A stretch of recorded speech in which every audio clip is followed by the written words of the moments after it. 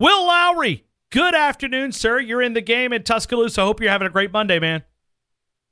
Having a great Monday, Ryan. Having a great Monday, man. It's always a good Monday when you got Thanksgiving and the Iron Bowl coming up. It's a great week, man.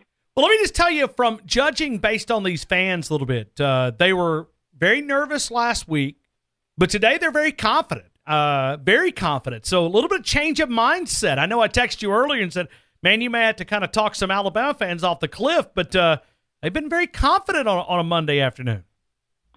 That's what a big win over Mercer will do for you, man. Is that what it is? I guess. I don't know. I'm glad to hear the confidence. But you know, we're really going to see what we're about this weekend. Auburn, I tell you, I'm not the one to talk them off the ledge. I'm not saying I'm scared to be honest with you, I don't know what's going to happen in this game. I could see it going any number of directions, but I'll tell you this. Auburn is as good at stopping the run as any team we've faced this year, and they're as good at running the ball as any team we've faced this year.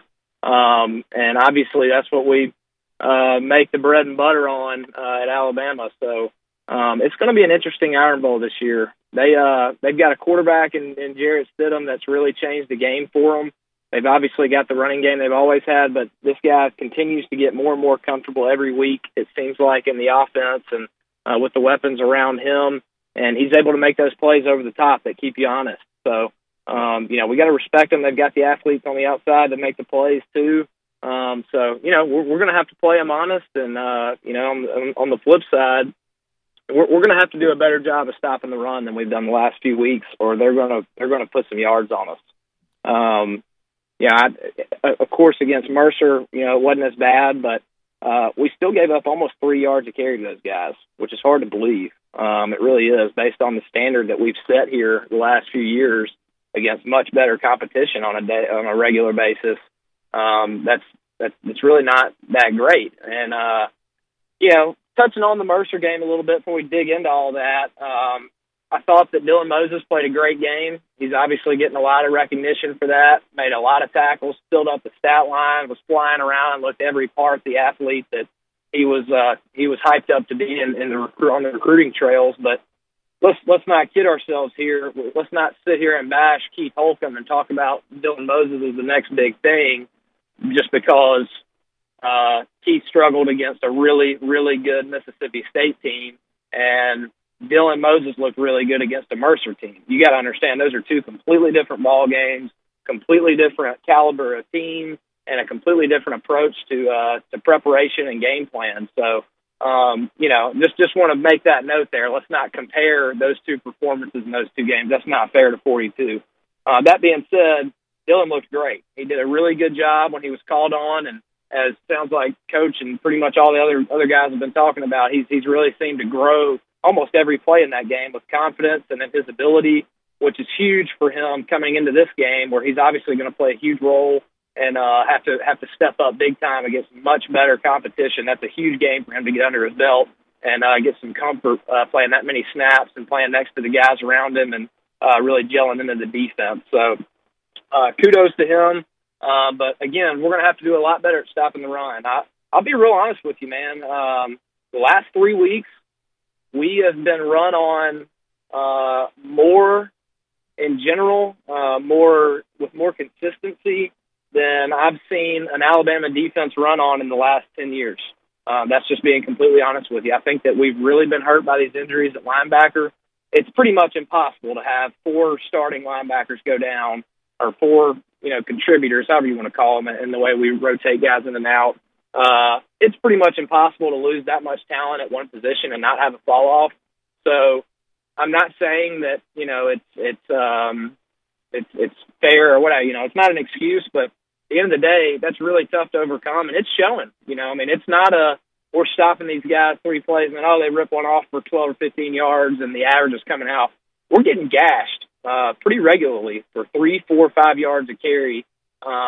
Certainly against Mississippi State, LSU, and a whole bunch early on against Mercer. So I'm telling you, we're going to have to do a better job at stopping the run, or it could be a really long Saturday for us. All right. Now, that being said, Go ahead. Will, you got me nervous now, man. And now I'm back on the cliff. Okay. But I mean, I appreciate your honesty because, all right, so when we say better stopping it, is that from coaches maybe calling a little different schemes? Is that just players stepping up? How do you do it? I mean, how do you, when you say play better? Every bit of what you just mentioned. It's a group effort. This is the ultimate team game, and that includes the coaches, that includes the players, that includes the staff, training staff, helping get guys healthy. It's every bit across the board. It's just got to be better.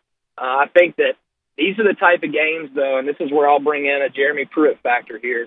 This guy thrives on competition, unlike any coach I was ever around at any level. And I mean, Coach Smart's a competitive guy, Coach Saban's a competitive guy, but Pruitt, man, this guy just lives, eats, and breathes competing against something. I mean, he absolutely relishes it, and he really rises to the occasion.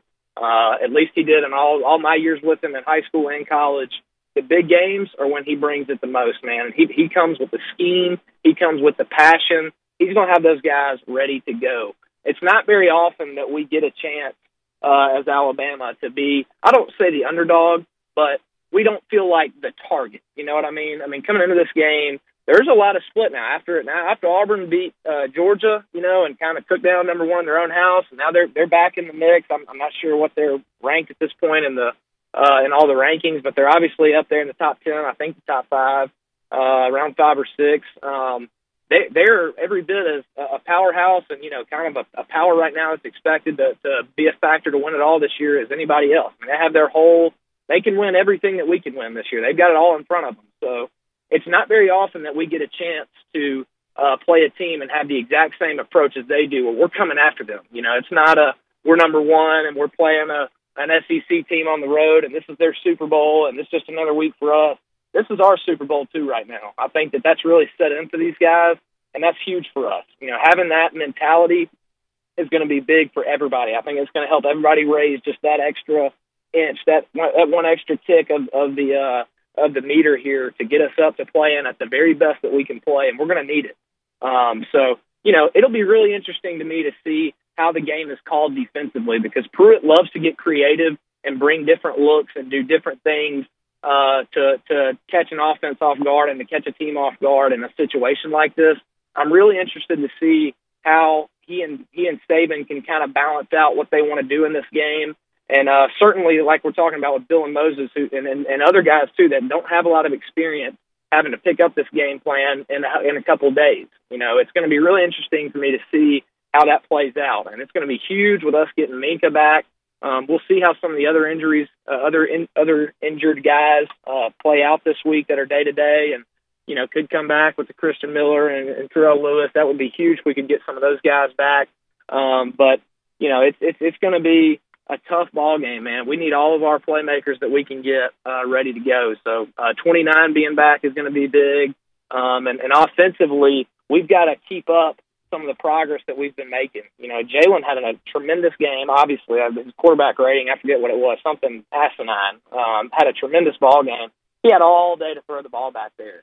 And you get to see some of the ability that he has when he has that time in the pocket. That's not something that we've seen him have very much of thus far in his career. He hasn't just had that brick wall of the pocket in front of him to where he can just has all day to sit back there and scan the field. He's certainly not going to have that this Saturday, but you do get to see some of the progress that he's been making when he does get that time. So, and Calvin Ridley, guys, continues to step up. He just seems to really be getting a hot hand right here down the stretch. And if you think back to these big games, back when Julio was playing with us and Amari Cooper, you know, having a guy on the outside that can step up in those big games. I remember in 2009 when we had to march down the field to beat Auburn to go back to that first national championship or you know, the SEC and then onward.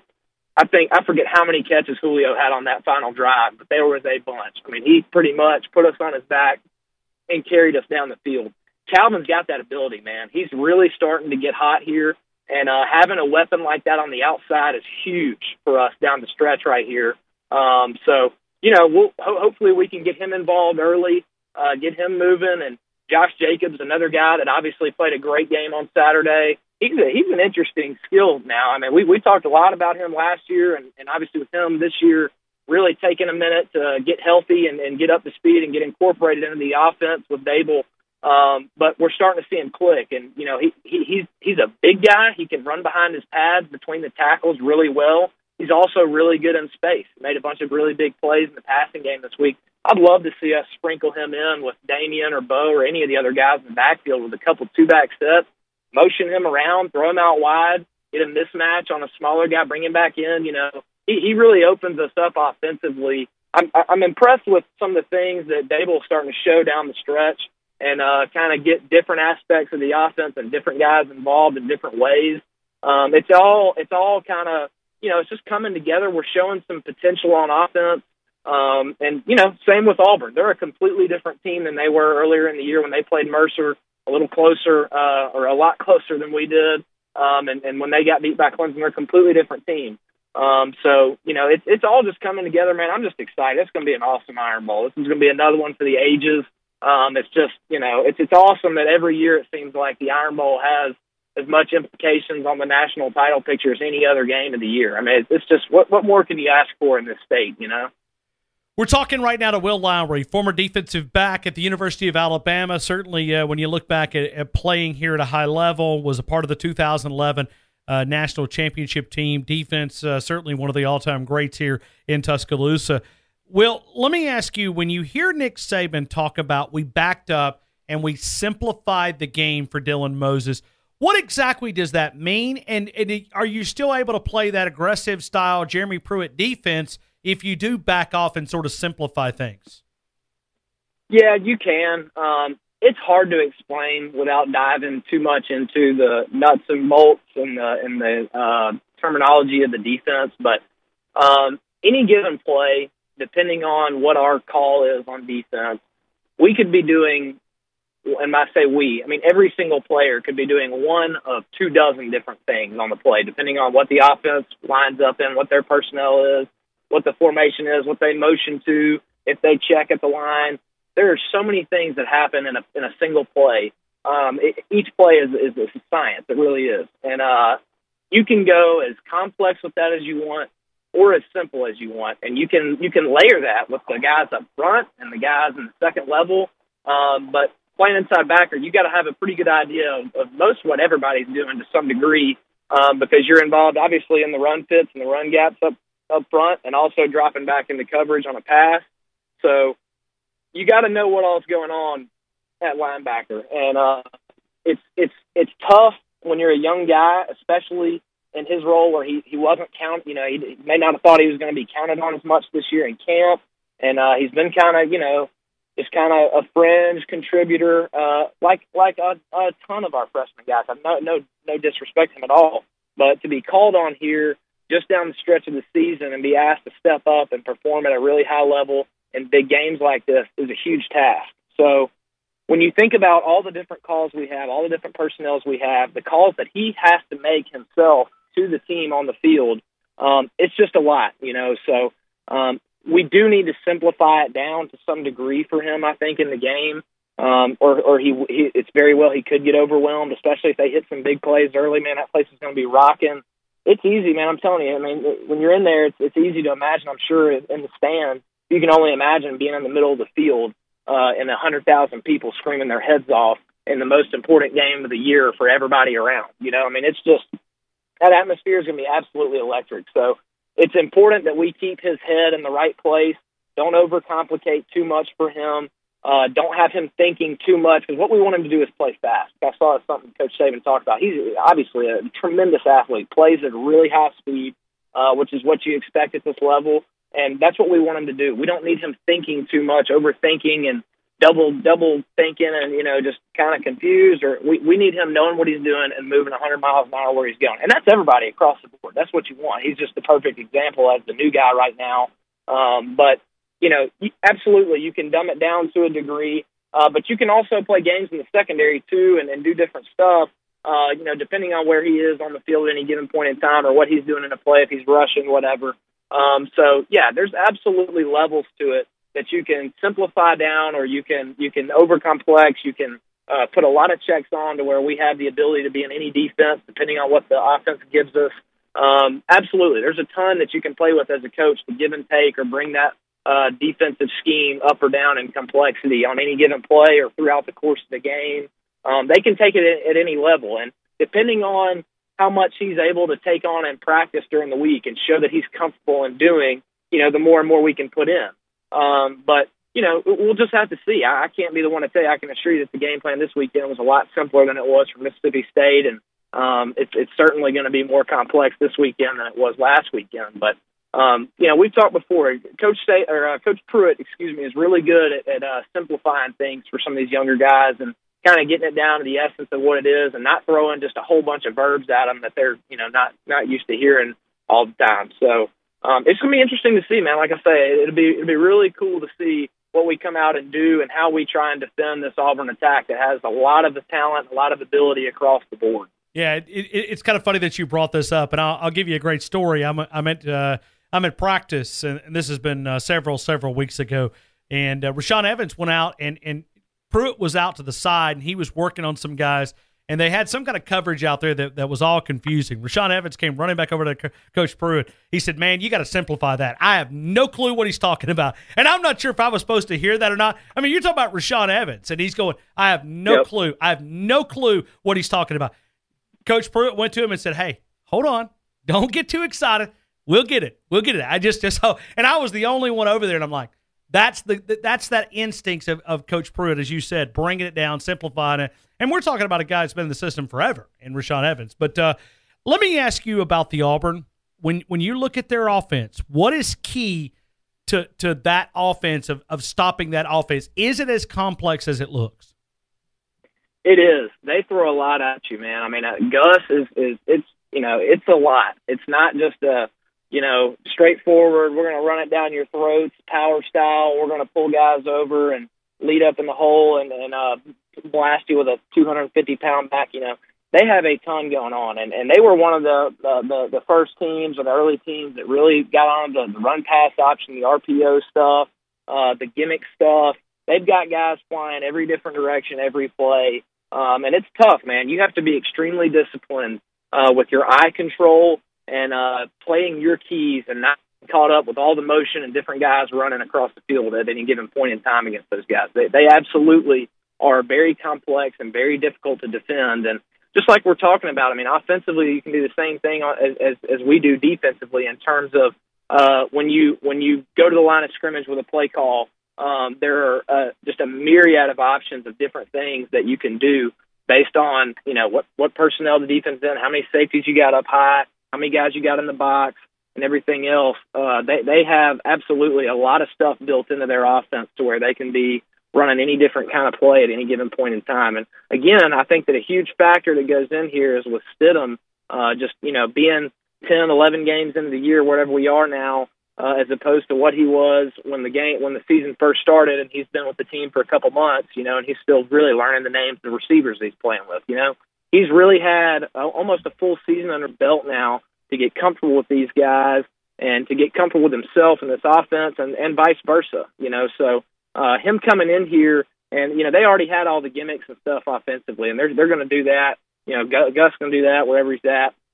But now that he's had time to really gel in and get a feel for this offense, it just makes him that much more potent, man. He's a great quarterback. He's got a big arm on him, and, again, he's got a lot of athletes around him. So, absolutely, it's going to be extremely tough for our guys, especially the younger guys, to adjust to that speed and that execution. You can practice all this gimmick stuff during the week with your scout team, and we can give the looks, we can do mental reps, we can watch it on film. But until you're on the field with those guys in Jordan-Hare and there's 100,000 people screaming at you and everybody's flying around with adrenaline, you can't replicate that game speed. So all those motions, all those different gimmicks, all those different cross running, mesh in the backfield, different guys pulling different directions, linemen going all different directions.